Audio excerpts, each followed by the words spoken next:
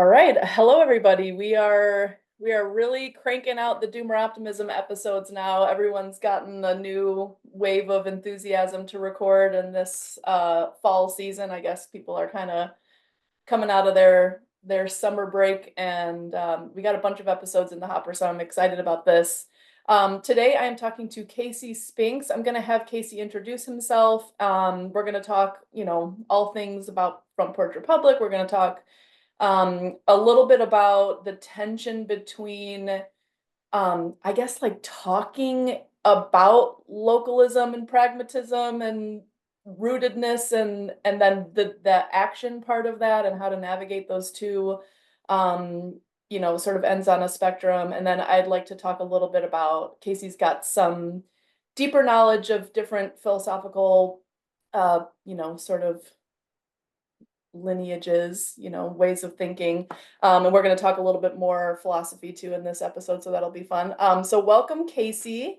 I'll have you start by introducing yourself. All right. Thank you really much for having me, Ashley. I really appreciate it. My name is Casey Spinks. I'm from Baton Rouge, Louisiana. Grew up there. Went to LSU there and studied philosophy there. And at some point um, in college, actually had a professor introduce me to the works of Wendell Berry. So I guess that's kind of my early start into the localist or doomer optimist. Mm.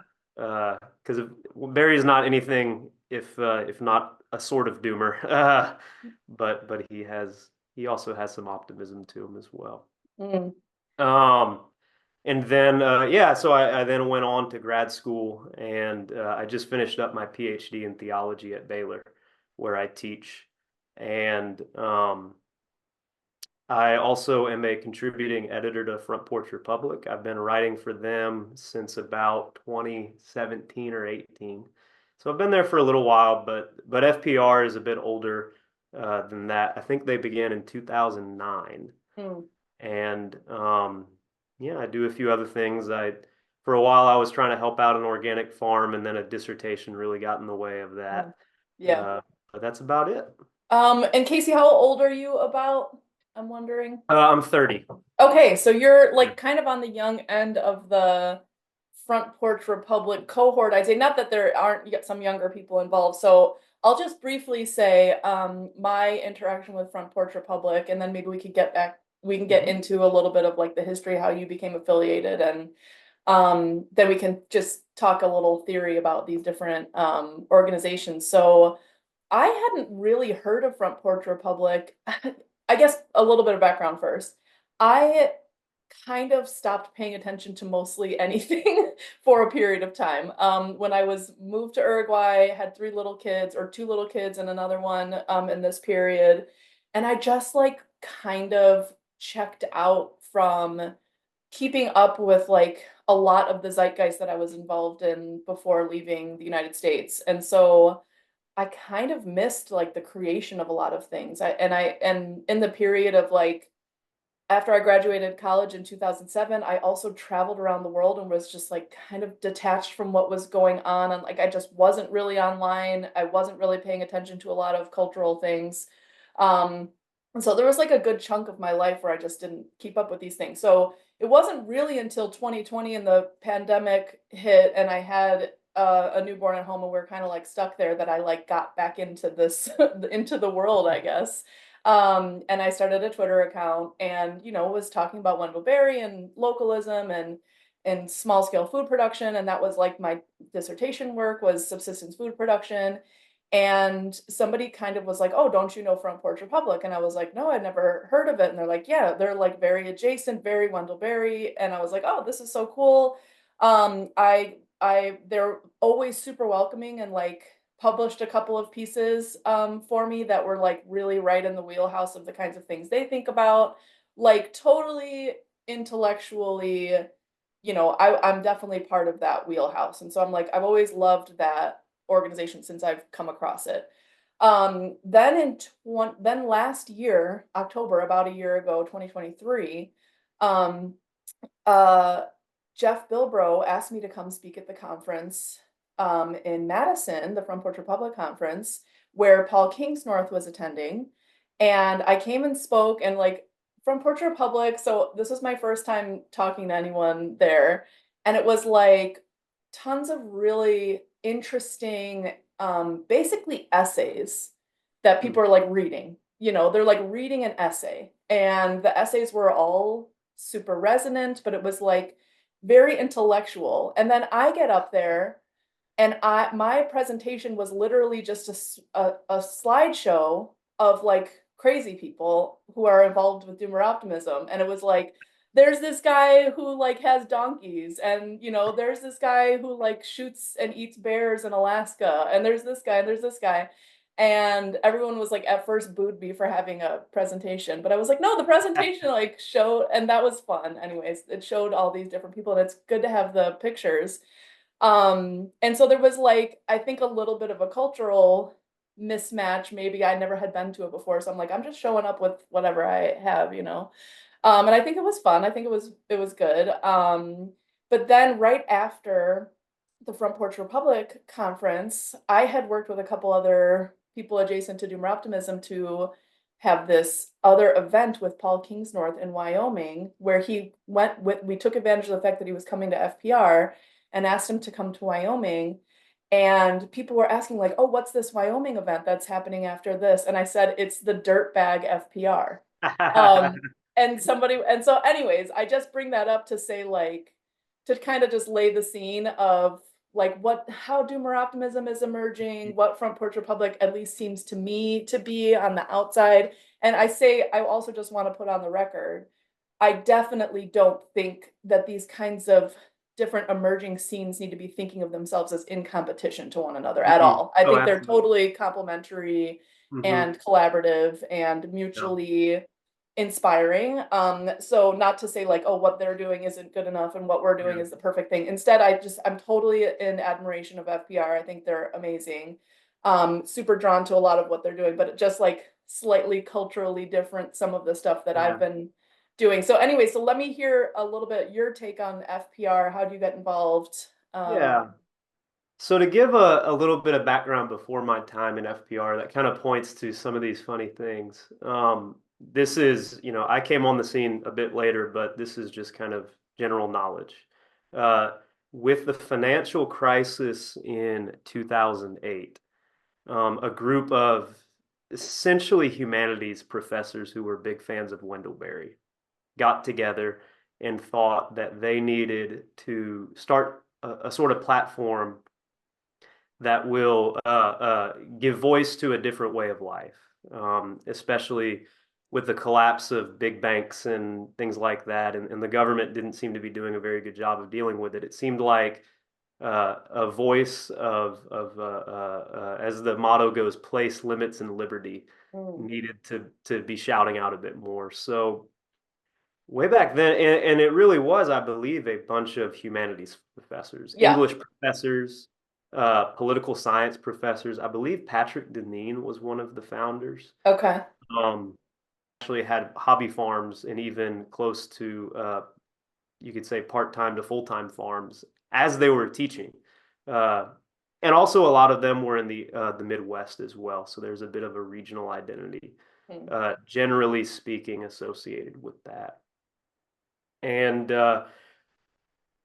especially early on, if I had to guess, I would say that this is true of most kind of localist outlets. Um, it always begins with a call to action, right? A Mhm. call that we have to do something, especially with the financial crisis in 2009. But often whenever you're somebody like me, I mean, full disclosure, I'm in the humanities, academics, liberal arts world, and I try really hard to be grounded in real practical work, but it's hard to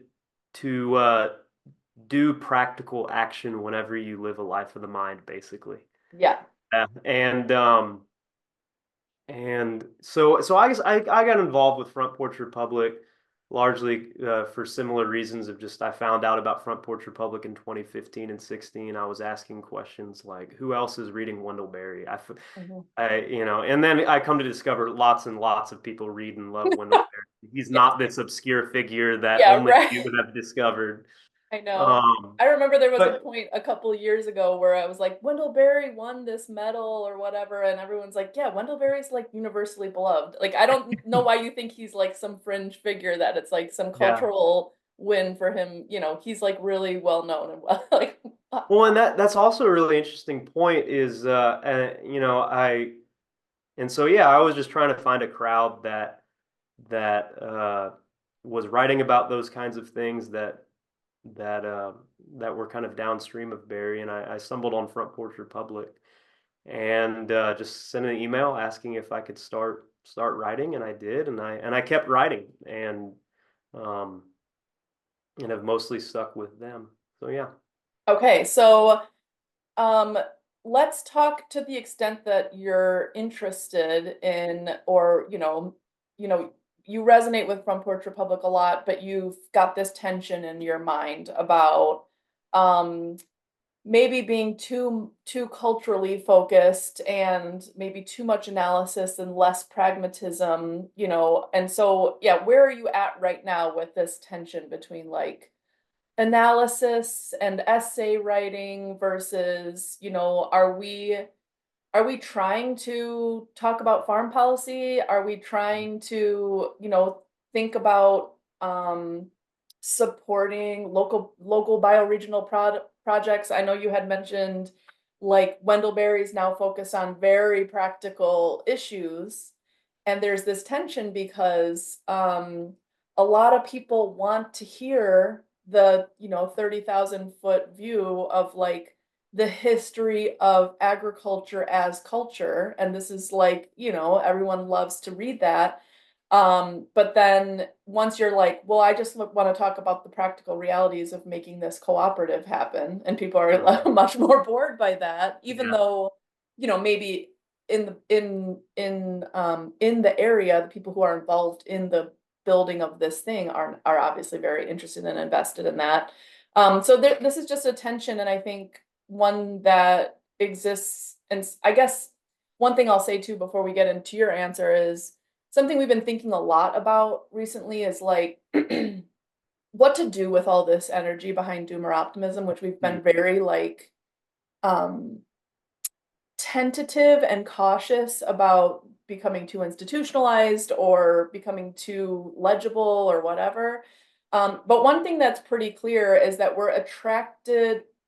we are an attractor point of for people who have been reading Wendell Berry 2 decades ago and 1 decade ago started doing some practical project Mhm. and are like a decade into that project. And so that's been a really cool thing because we keep getting these people on the show who I'm like, man, you are just light years ahead of what a lot of people in the analysis paralysis Mhm. phase are, how they're thinking.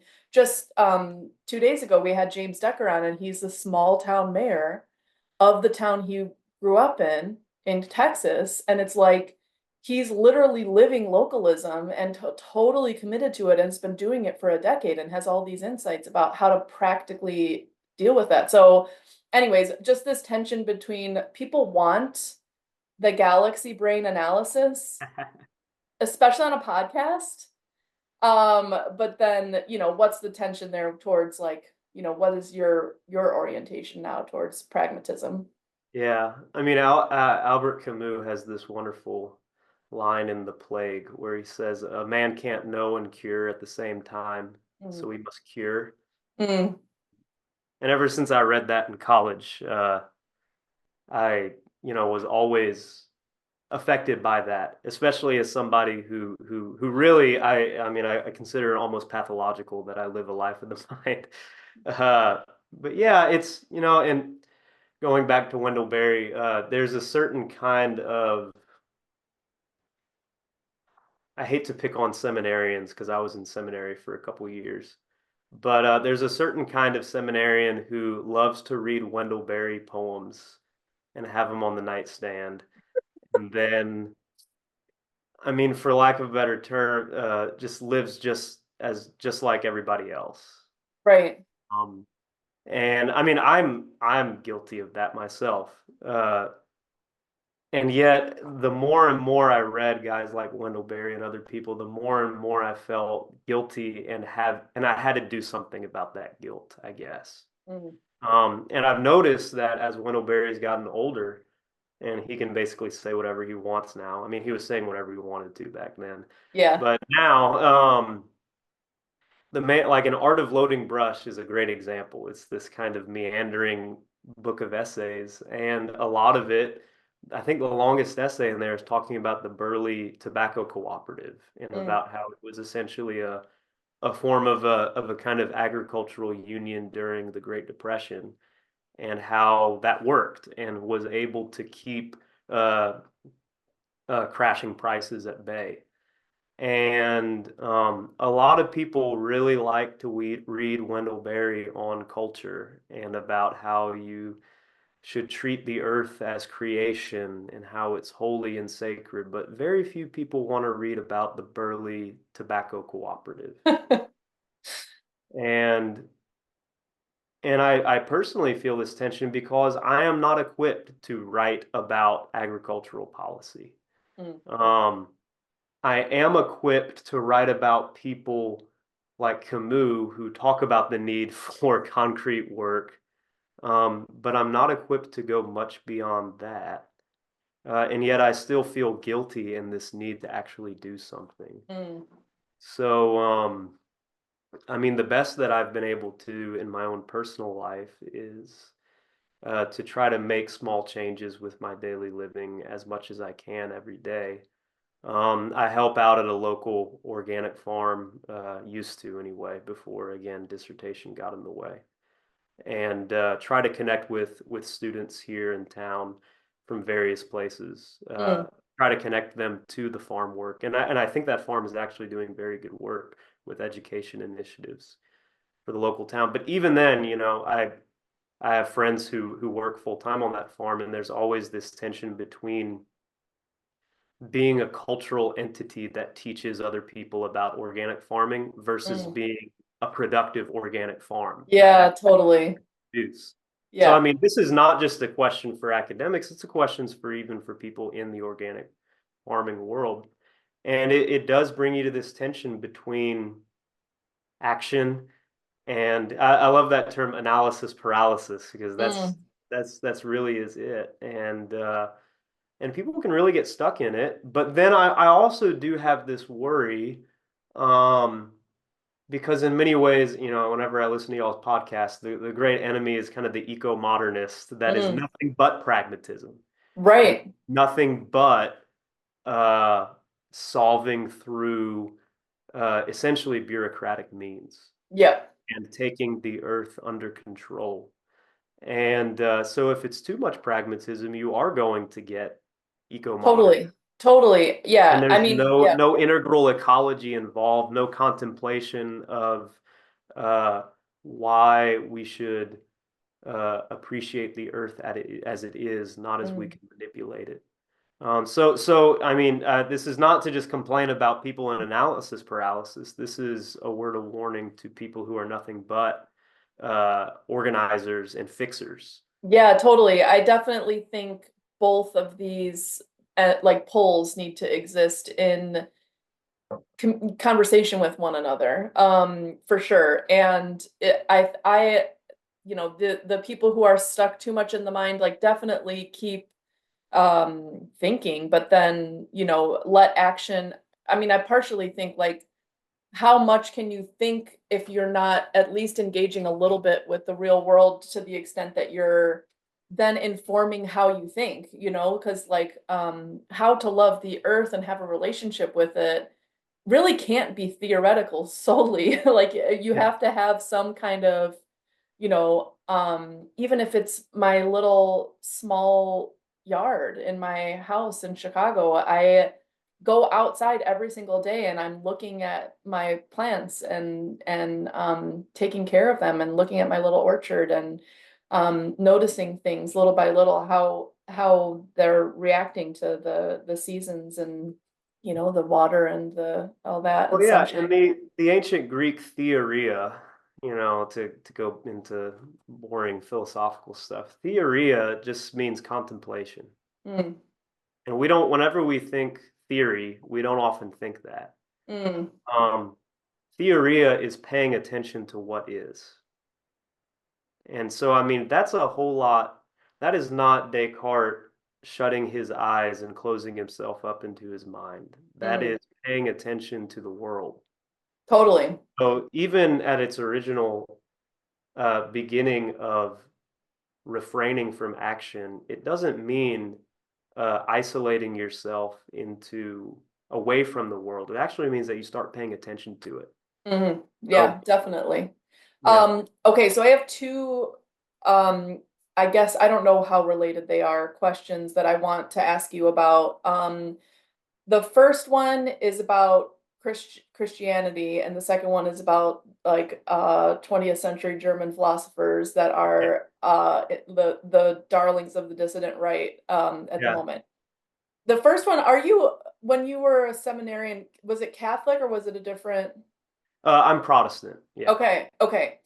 So I just got into it with a Catholic, no, actually it was an Orthodox guy on Twitter where I was saying, let me try to recreate this. I was saying basically I've gotten a little frustrated with like the Latin Mass people because I think part of it is like a lot of people who are into the Latin Mass are people who have kind of pursued extremes in the past, and like, and a lot of people I know who are currently like extreme traditional Catholics used to be extreme Black Flag anarchists and like tattooed and like tear down every cultural institution, and and now they're like extremely in the other direction.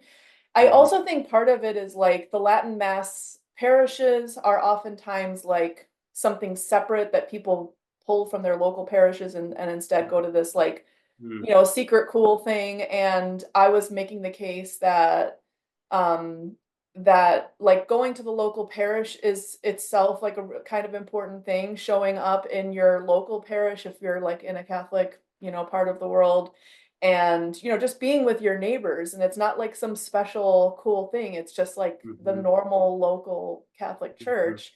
And then I was going back and forth and I was saying like I think the Latin Mass people too will like go so far into contemplation and they're just Mhm. reading and reading and reading, and like this philosopher, this religious philosopher says this and that, as opposed to just kind of like living and experiencing the mass and then trying to live your life morally and Mhm. do good works. And then somebody wrote back, this Orthodox guy, but I think he was telling me about Catholic teaching, and I don't read enough of theology to have an opinion or like to say one way or another. So I'm not, probably will never get to the point where I'm like, scripture says this, because I think that there's just a million interpretations. It's literally like the history of Western civilization is like the various interpretations of this.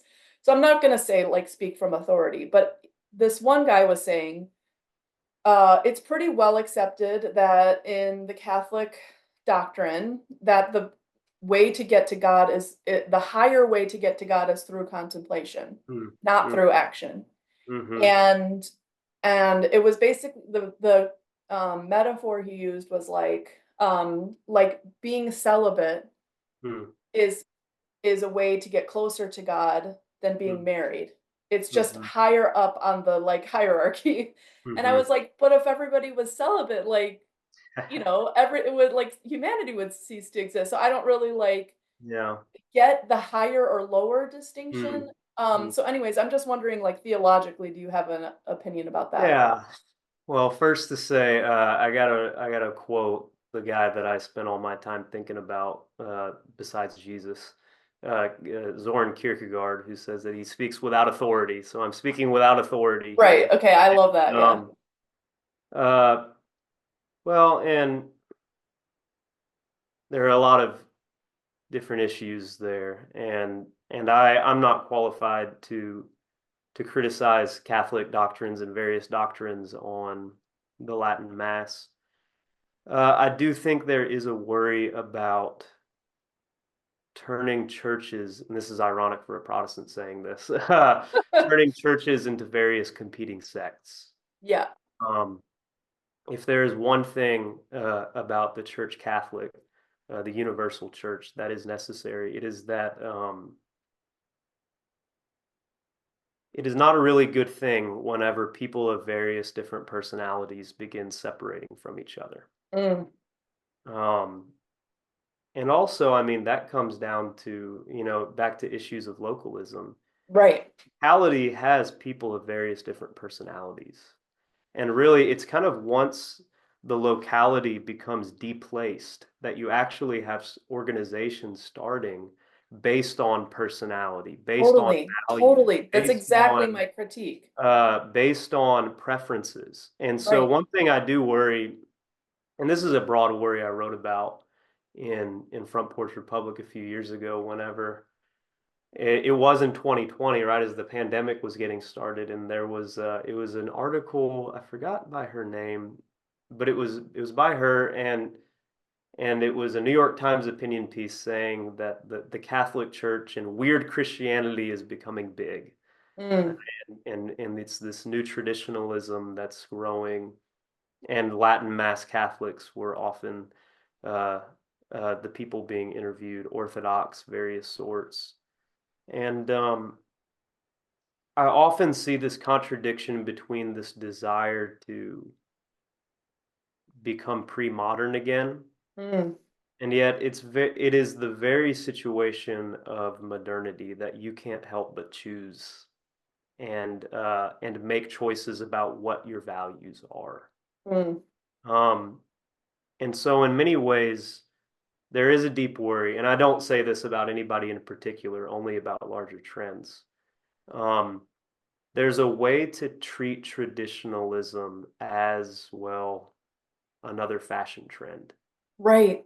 Um, and especially nowadays, uh, not only have our fashions become commodified, our ideologies have gotten commodified. Totally. And so it is very, very important to be careful about that in Yep. your spiritual life. I mean, I Yep. grew up without speaking too badly of my upbringing. There were, Christian bookstores that had T-shirts that literally copy the Coca-Cola logos, but Yeah. have some Bible verse on it. Right. And that's a very, very blatant commodification of religion. But my skepticism that I had towards that starting in my teenage years, I'm now really careful about uh, um, similar things happening with these more traditionalist approaches to the faith. Yeah. Uh, and Yep. I don't want to condemn anybody for certain things because I mean, I myself uh, commit to some more traditionalist practices as well. Yeah. Right. And There's I always an issue about, am I commodifying it? Am I making this a part of my value identity? Or is this actually helping me to grow in holiness? right. And I definitely want to say I don't want to purport to know what's in people's hearts, and I don't think that going to church at all, or even like baking your own bread or wearing like natural clothes or whatever other thing, like isn't just, inherently a good thing and maybe Hmm. a nice thing for people to engage with. But I think there can be, and I've encountered this among a few people who are kind of like thorns in my side on Twitter, who are just, immediately converting and then immediately holier than thou, Hmm. immediately lacking any humility in Hmm. like the process of conversion, Hmm. or like, I'm gonna humble myself before this faith. I'm relatively new to it. I'm gonna get to know it. I'm gonna be kind of quiet as I as I learn about it. And not that I'm perfect, but this is the way I'm approaching it. I'm not going around telling people what to think when I haven't really been super active in the church since I was like a teenager, and so Hmm. now I'm like kind of slowly getting back into it, and it's probably going to take me 20 years to get my feet under me with it. And so I just think there's a kind of pride Mm-hmm. And there's a kind of commodification, and then there's a kind of, I'm special, I'm setting myself apart from my neighbors, I'm doing something. Now, this is going back into the contemplative part. I think more than they do. I'm the one, they're kind of just going along with it and they're not actively thinking about it enough. And Yeah. I don't know that that's necessarily true. Like, I don't know what's in the minds and hearts of the people who are in the local parish, but what I do know is that they show up and they've been Mm-hmm. showing up and then they're like committed and they're showing Mm-hmm. fidelity to the local parish. Mm-hmm. And so something is very good about that, Yeah. and so and then going back to just like the contemplation, I don't know if in your training there was like an idea that contemplation was a higher way to get to Yeah. God. Yeah, so I mean, just to talk a little bit of the history about that, I mean, that goes back to the Apostle Paul's writings in the Corinthians, and of course, like you said earlier, there's lots of disagreement over interpretations of this. But even going back to Apostle Paul, there's evidence that Paul sees the celibate single life as a higher way. Personally, whenever I read it, I see it as, I mean, very practically speaking, you have more time to dedicate yourself to God and the church, Right. and to spreading the gospel, and more time for prayer. Because I mean, as anybody who's a parent or a new parent knows, your Yeah. time changes Yeah. a lot, and then you see, but right there, Paul then always qualifies, it is no sin to marry, to dedicate yourself to having a devout family and bringing up your children in the Lord. And we see that, I mean, Christianity has long wrestled with that tension between suggestions that the higher contemplative life is better, um, and then fidelity to, well, simply the needs of the world through procreation and family. Right. Um, And I mean, you have this line going straight through Augustine down to even in the Protestant Reformation when it began. One of the original, big moves on very practical matters was Luther's and Zwingli's uh, call to open up the priesthood to marriage, and Right. because I mean that did eventually become a decision that the Catholic Church made about celibacy of priests. And I will say this: we often see the bad side with since the Protestant Reformation. There's a whole lot of pragmatism to Protestant history and a whole lot of doing, and not as much contemplation. But it's a tension that remains, and as somebody, again, speaking without authority, but generally on the Protestant side of things, I think one of the most edifying insights that Martin Luther had was that every job is a vocation in its own Mm. way. The vocation is for everyone. Vocation used to just be for the priests and the monks. Mm. Callings were just for people who either lived in a monastery, did missionary work, um, or worked in the local parishes or in the church hierarchy. But uh, But Luther really opened up the idea of vocation to apply to everyone in their Mm. own jobs, and this is actually where I think Wendell Berry, I guess you call him a very Protestant way, a Yeah. very Protestant about it, because he does believe that there are sacred callings um, for everyone. Now, this act to me, a lot of people take comfort in that, but to me, that actually feels like it makes it harder because now I Yeah. have to now in my everyday job, I have to live up to higher standards. I'm not exactly free to, well, do whatever I want Mm. and then hope that somebody with a higher calling will pray for me. Yeah, right. So the farmer now has to live up to some high standards. Yeah, The and the, this the is office worker does too, or maybe the office worker shouldn't be such an office worker, yeah. like and so it opens up a whole can of worms after that.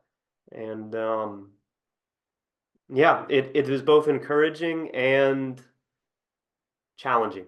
Yeah, totally. So, I would say, so I was raised Lutheran, kind of like Lutheran and Catholic both because my dad's Catholic and my mom's Lutheran. But we more went to Lutheran church when I was little, and I don't, like I said, I had never really studied theology, but this definitely imbues my way of thinking for sure, whether or not it was like explicit or intentional. It's just this is the cultural milieu we live in, and I was like kind of shocked by this suggestion that the contemplative life gets you closer to God, because I'm just thinking like it is so much more work to think as a regular person, not more work Mhm. necessarily, I don't want to compare it, but like to go about your daily life and all of the pitfalls and all of the challenges of that and think of that as sacred, think of being a mother as sacred, thinking of being a community member, showing up to school and being involved in that, coaching little league, like doing all this stuff, like just my day-to-day life, and thinking it's incumbent upon me to be moral during all of those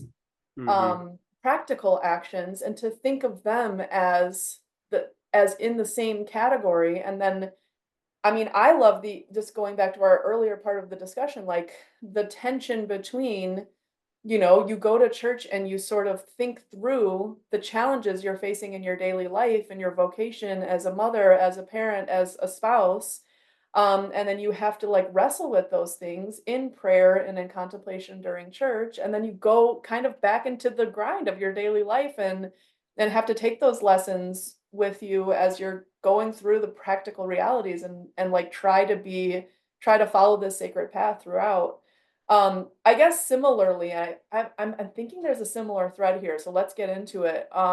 Let's talk about your analysis of the way these different like dissident right Mhm. thinkers, Yarvin, Lomez, American Affairs people are using or interacting with these 20th century German philosophers. You mentioned Heidegger, Schmidt, Junger. Yeah. Um, I never read any of these guys, I don't think. Yeah. I think I tried to read Heidegger once and I was like, it's not happening. Yeah, it's yeah. So, Yeah.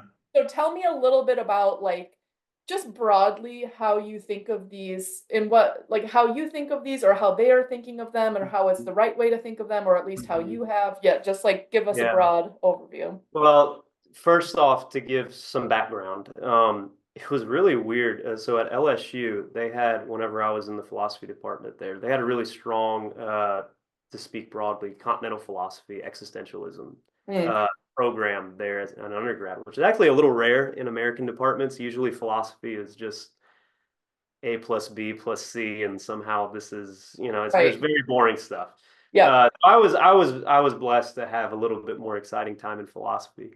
Uh, so in undergrad, as early as undergrad, we were reading Heidegger and Junger and stuff, and I was really surprised. All these years later, all of a sudden, guys like Heidegger and Junger and are all getting very popular on the internet, and Yeah. it's kind of fascinating to see because I thought, nobody else that I know knows how to spell Heidegger, let alone talk Nietzsche about or how, Nietzsche. Yeah. yeah, or talk about how Nietzsche is going to impact contemporary politics. So that was kind of interesting. Yep. And over these past few years, especially since I guess 2019, 2018 or so, I noticed that a lot of these guys were becoming more and more popular among this group, loosely called the dissident right. And you have a lot of different variations of that. And well, I guess ironically, just to speak very broadly, um, many of these dissident right thinkers, especially people who are using Schmidt, people who are using Heidegger, are reading early Schmidt and early Heidegger. And I mean, frankly, early Heidegger, whenever Heidegger was at his most sympathetic to fascism and Nazism in the 1930s, before things kind of took a turn downward. And ironically, given all the stuff that we've been talking about for the past few minutes, that's actually Schmidt and Junger and Heidegger at their most, well, pragmatic. They're most demanding of calls for action, kind of Mm, reducing all philosophy to action. Mm. I think there's some, oh, we have a motion sensor here, so I've been sitting. Oh. Anyway, Oh, there we go. Yeah, there we go. there we go. So in the 1930s, Heidegger gives this infamous rector address, in which he talks about putting philosophy in the academy to the service of the German folk. Um, and especially in hindsight, in which he talks about philosophy in the service of the Führer or the folk. We read those back with hindsight of what specifically that Führer and folk were. Uh, Mm. it's pretty ugly, isn't it? Yeah. Back then, it was, again, we look back with hindsight. But I mean, Heidegger did become, a full supporter of the Nazi Party, um, and never publicly apologized for it. But after really Heidegger's relationship with the university and the Nazi Party in particular started souring as early as 1934, a lot of his work starts to become a revision of his action-oriented philosophy. Mm. The same thing happened with Junger.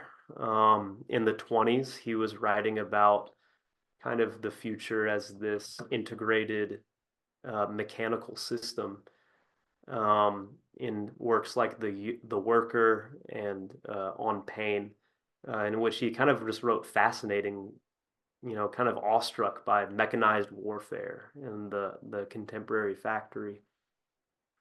But Junger as well, after World War II, he actually turned from this kind of awestruck fascination with all that to really a disgust of it. Mm. And as early in 1943, he started secretly distributing this book called Die Friede, the Peace, in Mm. which he kind of starts using Christian values to try to look towards this more humble sense of Europe, this Mm. less mechanized, almost Faustian Europe, and trying to kind of recover something that was lost. And Mm. Heidegger famously, especially once he starts allowed to start giving lectures again, he starts giving these very agrarian and poetic Mm. lectures on the Black Forest and poetry and German poets, and really an antagonism against modern technology. Um, and anyway, all this in context, the contemporary dissident right, I mean, I'm even reading some folks who are avowedly embracing futurism of the 1930s, which is you could kind of catch Junger and Heidegger adjacent to that in the 1930s. But then they don't do anything at all with these later Heidegger and Junger and Schmidt writings that actually have a turn towards agrarianism. Mm. And it's a very contemplative agrarianism at that. In a later interview, Heidegger, um, he essentially says there's nothing that philosophy can do to change the world to make it a better place. Mm. At best is left to us poetizing and praying, waiting for the appearance of a God or the absence of a God, and only a God Mm. can save us. Now, he's not specific about what God that is, and a lot of people wonder, so, is this waiting for God just some kind of sitting with your hands folded? But I think the point that Heidegger was making was in late modernity, we can't help but only do and plan and master and fix, kind of like some of the eco-modernists that we were talking about earlier. And Heidegger's point, I think, was that it's that very urge to fix and control everything according to our values that's actually destroying the earth. Mm. And so, well, how do you stop that? Well, you stop trying to fix everything. Mm. So with the later thinking of these German authors and philosophers, you actually have a turn towards contemplation as a solution to the perils of a technocratic modernity, as it were. Mm. Okay, so like now turning away from the the duality of practical versus contemplative, now it's a little bit more complicated, I think, in this conversation, which is what practical action. And then Mm. going back to your comment earlier about like eco-modernists are all about practical action, and Mhm. so was the Nazi Party. You know what I Yeah, mean? I mean, it's yeah. like, and a lot of the critique, I mean, early sociologists is my wheelhouse for this. The turn to industrial modernity. It's like Weber and Marx. It was about, the critique was about like this totally dehumanizing both industry and bureaucracy that can sort of hijack the worst human instincts for some sort of massive practical, quote unquote, um, project. But what is the project? And like Mhm. the tenor of the project matters. It's not just whatever Mhm. practical action. And so I think the kind of duality that we have here is this utopian, eco-modernist, utilitarian kind of like in some ways like it's upending a lot of the traditions we get from living within natural limits, Mhm. and living, within like communities where we had to make things work and be interdependent, Mhm. versus some kind of life. An agrarian is kind of a stand-in for a world with natural limits, a world where you Mhm. can't just flex industrial and infinite energy power Mhm. to make the land, controlled by your will. But Mhm. instead, it's about like humility. It's about, not throwing away all traditions. It's about prayer. It's about being guided by some kind of morality. I was just tweeting about this yesterday. It was like, there's all these weird moralities that are coming up now. Like, um, somebody was saying like, this professor was saying, "Oh, I see these two people and this young man and this young college student woman reading different things in the library. Like, oh, would be so cute if they met each other and got married." And then all these people, I think, like super far left people saying, like, it's so creepy that you're imagining young people get married. But those are the Mhm. same kind of people who are like, well, bestiality is fine. Like, let people do whatever they want. And so there's just this totally psychotic morality now that's just Mhm.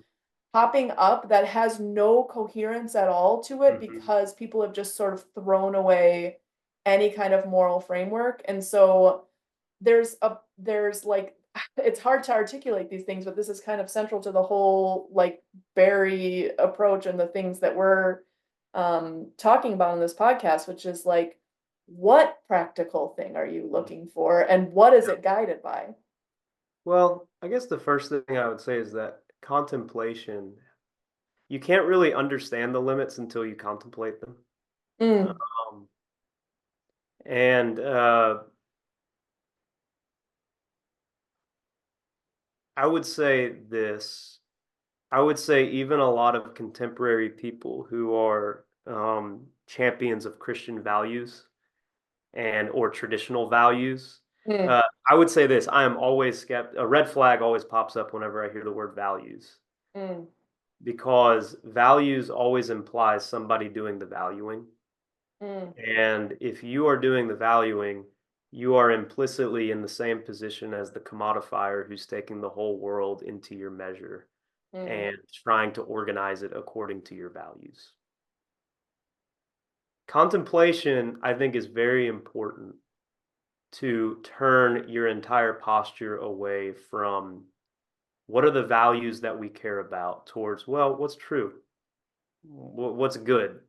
mm, What's pretty? What's beautiful? mm, To kind of repeat the basic Platonic slogan. And mm. a sense of limits, in an earlier time, it was probably easier to have a sense of limits because necessity made it so. Yep. Whereas Yep. now we're actually having to do the hard work of understanding limits beyond immediate necessity. Um, and it's really hard to do that until you take a breath, step back, and actually contemplate what's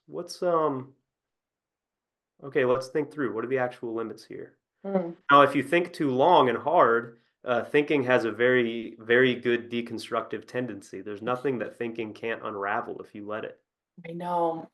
And I mean, um, and so, I mean, this is in many ways a kind of a history. I mean, there's kind of a reason why we went from medieval scholasticism to Karl Marx saying, up till now we've only interpreted the world, now we can change it. Uh, Yeah. I'm not going to try to give a big boring history of ideas thing, but if you leave thinking to itself long enough, it can deconstruct a lot of stuff. Yeah. And so contemplation by itself, if we think of contemplation as only theory, this isolated theory, then it can think away limits. Yes. And and so again, this is just returning to the tension I have myself. Um, I bet if whoever's listening to this probably has heard me contradict myself about 5 times now in this interview at least. But and I only say that just because it both are necessary. Um, Yep. and authentic living in the world is necessary, but you can only get started towards that authentic living if you do some thinking. But if your Yeah. thinking then becomes unraveled from that authentic living, well, I mean, you will eventually make your way through syllogisms and whatnot to thinking that you can be the subject that is making the world just a pure product of your subjectivity. Yeah, yeah, totally. I actually kind of want you to do a little rant on the history of thinking. Um, just because like, okay, so context here, I just I just came across some, stupid clickbait archaeology post that was like, there's evidence of an ancient civilization in Lake Michigan. And I responded like, I just don't even get into archaeology stuff because I'm so prone to conspiracy theories, like that where our understanding of archaeology or of anthropology and history is all wrong. There was actually ancient civilizations here like 2 million years ago or whatever, this kind of stuff. And somebody was saying like, I think um like how do you not realize that history is just so just subject to all these human folly and interpretation, just like sociology or whatever. And I was like, I like, it's a comforting thing to think we're accurately describing the past, and my general heuristic about what happened in the past is Yeah, generally yeah. right. Um, but I'd love to just like hear you go on that a little bit, just because I think um it's really important to try to conceptualize how people thought in the Yeah, past, yeah, and maybe we could learn something from it. yeah. Well, in my own kind of context, here I'll talk. Here's a good example. I'm working on a project on natural law right now, and natural law is a big controversial term. What does it mean? What is the nature of nature? Is Mm, kind of it, and what can nature tell us about how to live ethically? And really, in my context, it's a lot about the slippage of arguments within uh, this broad category of natural law that eventually turned natural law into something very different than what it was in the beginning. mm, So, I mean, to give just a brief overview of natural law really wasn't an attempt to do much more than to say that human beings are created to be in a relationship with God. mm, And whenever we see various people's kind of crawling and feeling their way towards God, that's the simple reason is because human beings were created to interact with God. And um, somewhere along the way, and I mean, you see that with Thomas Aquinas at the beginning of his discussion with natural law. But then Thomas Aquinas goes on to start talking about some more practical payouts of the natural law, which are things that are really basic uh, kind of moral codes that you can broadly say all peoples live by. mm, Codes like including everybody must seek the good, mm. practically speaking. Seek the common good. Don't murder. Don't lie. Don't steal. Basic things. And somewhere along the way, the natural law actually got traded from this inherent saying, look, we are created to be in relationship with God.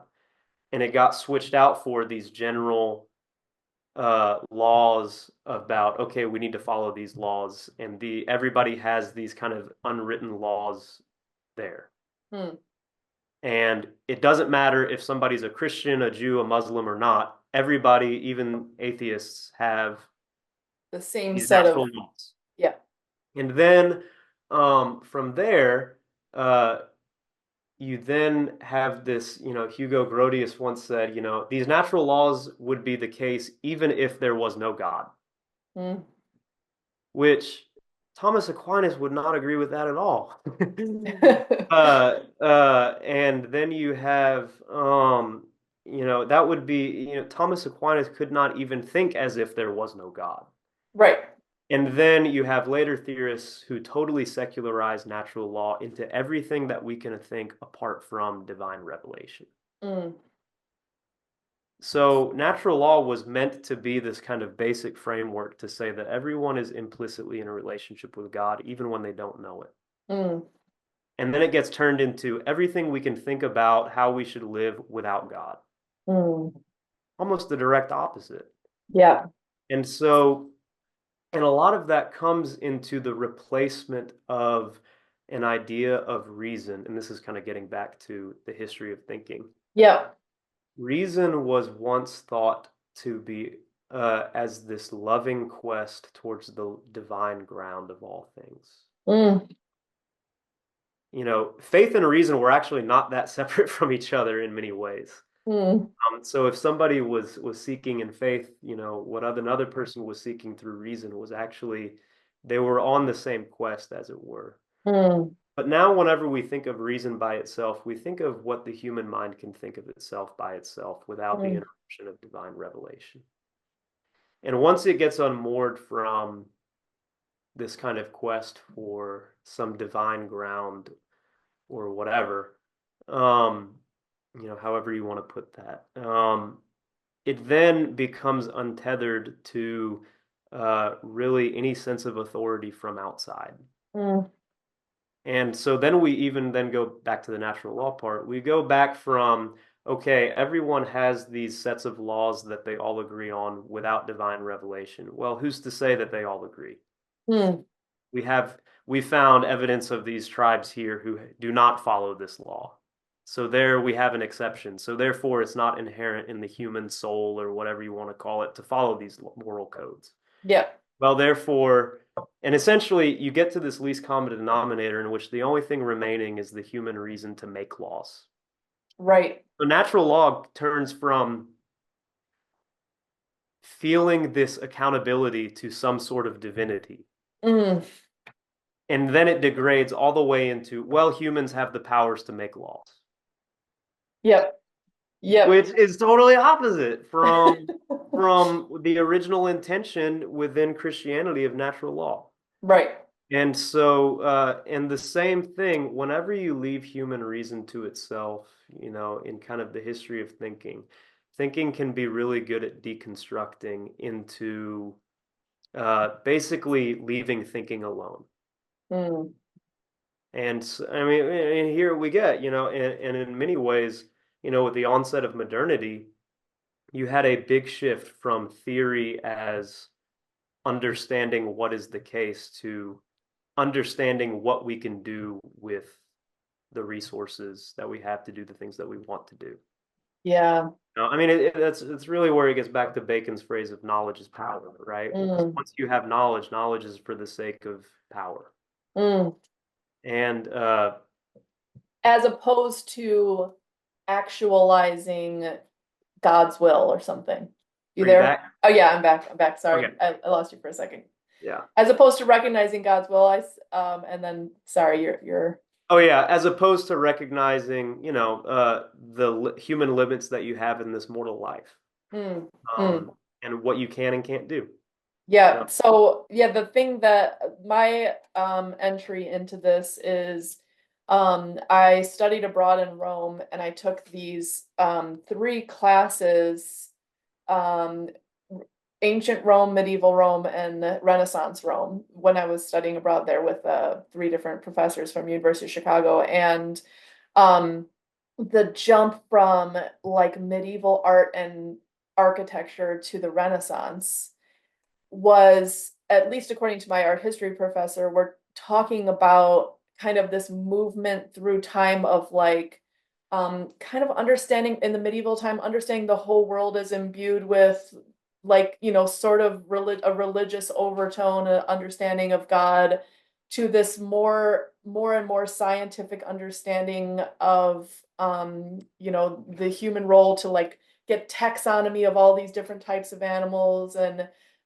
thinking about the role of reason and science. And so this to me is a huge turning point, and I think really, really important. But part of why, for example, the eco-modernists end up where they get, because they're thinking in this way that is wholly detached from natural limits, or even from what might be good in any external sense, Hmm. to being guided by something like pure rationality, pure efficiency, pure output, um, as opposed to, and this is really just like a question of the good, what is good holistically and in context. And so what happens is, like, if you study, for example, like the reason why livestock is vilified is because of this totally pure reason theorizing about how industrial livestock use resources, which is bad, which is an abomination.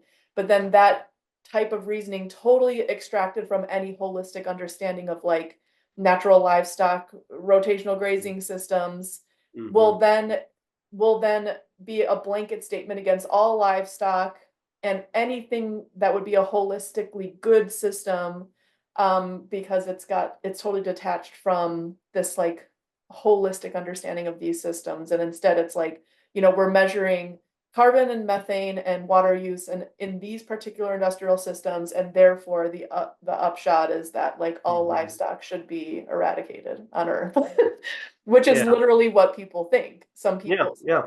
think, and it's so disordered. And the only way to get back to square one is to first put all of those insights into context and understand these systems more holistically. Hmm. Yeah, I mean, Wendell Berry says the devil's favorite strategy is abstraction. Mm, And you actually do see that in Milton, as early on in Milton, there are criticisms of this tendency towards abstraction, even in the early Romantics. I don't know, some English professor might correct me and say that Milton's not a romantic, but whatever. Um, but it's true, and in my own life, really, and that's why I really appreciate the work that this local farm is doing, because it is inviting students to come and see. mm, Because they have small cattle there, they have crops there, mm, and and really there is this big effort that needs to happen just to show you, and it has nothing to do with, even I really wish, sorry, let me get, it has nothing to do with even your larger ideologies about things. It could mm. be as simple as showing someone, whether a young person or somebody in their 20s or 30s or whatever, hey, come out to the farm and hang out for a little bit and see Yep. the animals. And I mean, I haven't had an experience yet in which anybody has visited there and thought that it was boring, Right. lame, or not, or it just, gives no idea of affection, as it Mm, were.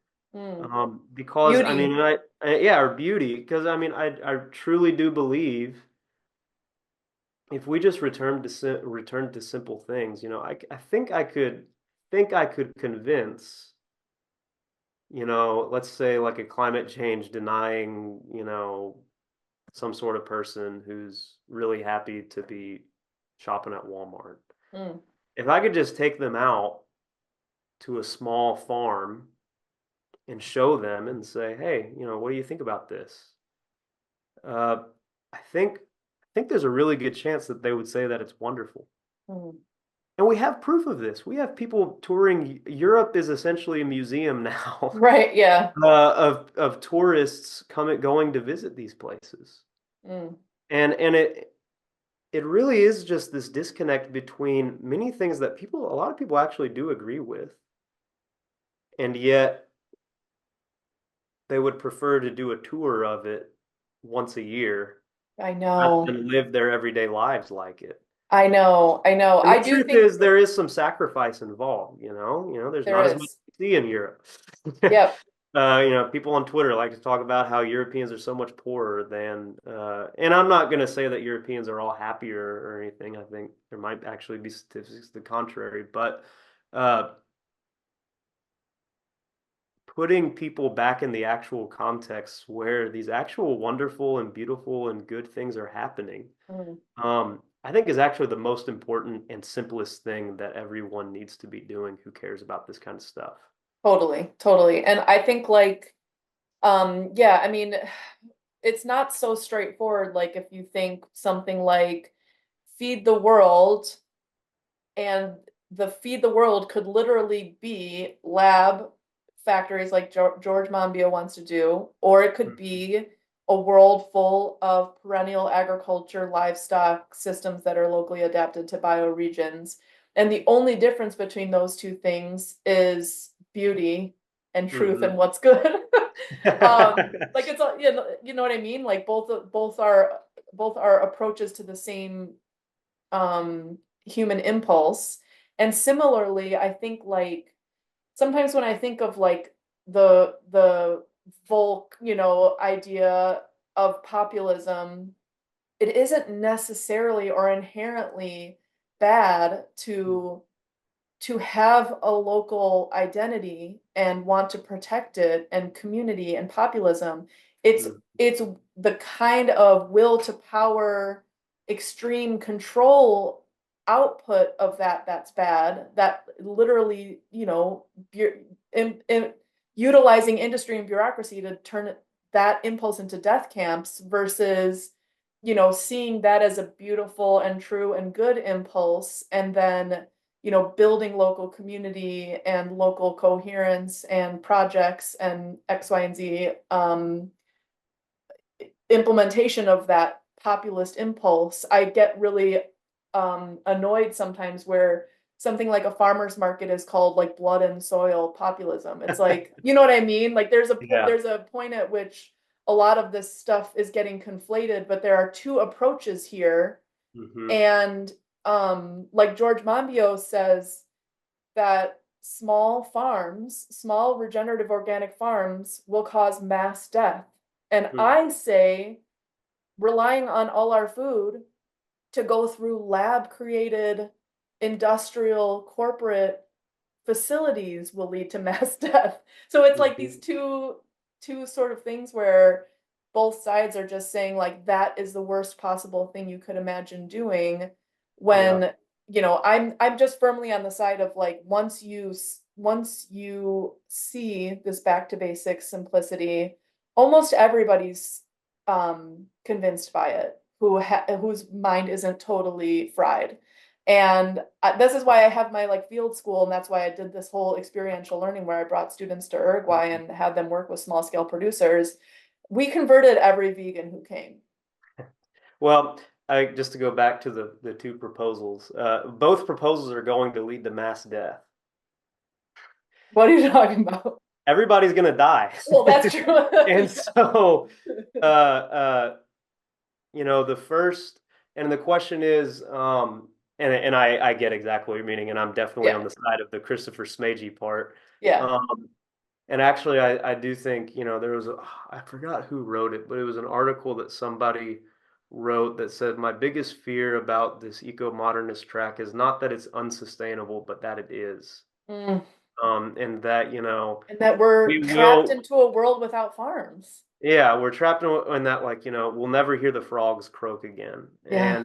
And I mean, not to get too apocalyptic, but whenever I think of images of, the Antichrist and Revelation, those are the images that I think I of. know, I Um, know. And I'm not so even like particularly hardcore religious, but I'm like, this is yeah, demonic. You Yeah, can no, look and at it it is. and it's demonic. Like, how can you No, not see that? Yeah.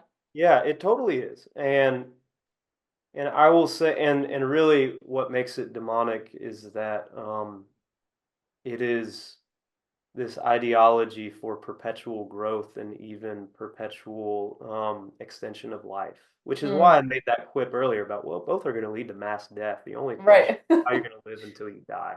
Right. And for me, I think the question of how you'd rather live until you die, the answer is unambiguous. That I want to somehow align my life with what's good and true and simply beautiful. Mm, Um, and it's not so simple to get back to that. I understand it. We're all making compromises all the time, and we are all trying to make. I'm going to have an article with Front Porch Republic coming out in a few weeks or so about how um, I wrote an earlier article about how I really, really, really like my old pickup truck, and my family's in the petrochemical industry, mm. and as much as I totally have a whole lot of issues with the petrochemical industry and will never stop. Um, People live humane lives thanks to the petrochemical industry, and it is hard to make your way through. And I don't think that putting solar panels and windmills everywhere is going to fix it. Mm, And in fact, I actually am quite pessimistic about that. yeah. But so this new article I'm writing is about how I eventually had to give up trying to fix my old truck because I just couldn't do it anymore, Mm. and I got an e-bike instead. Oh, nice. And it's really funny because I feel like an e-bike has a certain reputation Yeah. about going back what values you hold. Yeah. Um, you know, it's a kind of ideology commodity in its own way. Yeah. And my article is going to be about working my way through that Mm, and trying to really get away from that because at the end of the day, for the context that I'm in, the local context that I'm in, an e-bike is actually very efficient. mm. It's very direct and it's a very humane way to get to where I need to go every day. Yeah. And so I think context by context it varies. And if we're going to get back to these simpler ways of living, part of it will involve getting away from the ideology commodity. Yeah. Uh, and Yeah, I think us on the more traditionalist agriculture side will have to reckon with that eventually with the rise of Instagram, trad wives, or whatever the trend is right I now. know. Yeah, I think there's a lot of accountability our side needs as well. I think maybe that kind of propaganda will inspire people in a good way. Who knows? But we just uh, direct contact with the earth is the Mm, best and way to yeah, right. And letting yourself be guided by, the good, the beautiful, the true. And I also goes back to my other point, which I think that you need contemplation, but I think you need action. I mean, I think you Mm, need contemplation guided by in my I've like I'm coming to this opinion kicking and screaming, but guided by some sort of moral framework. hmm And we're a Judeo-Christian culture. This is where our moral framework comes from. This is like, all of our civilization. So, just But in my opinion, like sitting in church and thinking and contemplating and having to reckon with your failings that week and then thinking about how you can do better, yeah. and ideally having some sort of mentorship or guidance in that. So I um guess here's my question. For you and Doomer Optimists, both, the official group and Doomer Optimists everywhere at heart, yeah. what action do you do? What political action do you do? What Mhm. every like, because I struggle with this myself. I'm not a quietist in terms of, I'll vote for somebody eventually, but I there is always a question of, when do you say no to action and when do you say yes, and how do you do it? Mm. I mean, I think that's basically the main thrust of the of all of our lives. I mean, to be honest, and I think that's the way we should be perceiving of it. And I think I mean, basically this podcast has asked more questions probably than provided answers. But that's good. It should. And it's actually very nuanced and paradoxical. Hmm. And I don't like a lot of people ask me, for example, like just yesterday I was doing a podcast with somebody else asking me about like how I decided to take a sabbatical more or less when my kids were little. And I was like, there was not a rational decision. It was literally just because I think it's good for me to raise my own kids when they're infants. I just Hmm. think it's good. Yeah. It was not a calculation of like, well, if X, Y, and Z, I do this, and then my lost earnings and what I was like, there is no world in which I care about those lost earnings relative to raising my infants. You know what I Hmm. mean? It's just not even a calculate. It's not one calculation. It's just, it's a good thing. It's beautiful. I got to see their first steps. I got to Hmm. nurse my babies, you know. Hmm. So it was just one of those things. So I think, like you were saying with the e-bike, it's just like a calculation in some sense, like for your own context and figuring out your own situation. But in the end, the decision is kind of like not necessarily rational. It's just driven by some sort of, you know, calling towards these more universal truths, I guess. Yeah. All Mm. right. Any final words as we wrap up? No, if anybody hasn't read Wendell Berry yet that's listening to it, I doubt it, but if you haven't, what came to mind, the essay Think Little. Mm. So if you can find that essay and you're listening to this and you want to, you're interested more in the Wendell Berry world, yeah, I recommend that one. And actually, Wendell Berry's niece got me that book signed by him. So I have Oh, it. really? I have a signed copy of Think Yeah. Little. I met him once at the Front Porch Republic conference in Okay. 2018. He's a funny, the however little time I had to talk with him and he signed a book, he told a joke. So classic Oh, Barry. I But love it. All right. Well, Casey, thank you so much for this. We'll have it out soon. And this was nice. I'm so glad. Welcome to the Doomer Optimism Club. So happy to be a part. yeah, you're in it now. All Can't right. get out. It's like Hotel California. Sounds good. All right, talk Have a to you. great day. All Talk to right, you bye. later.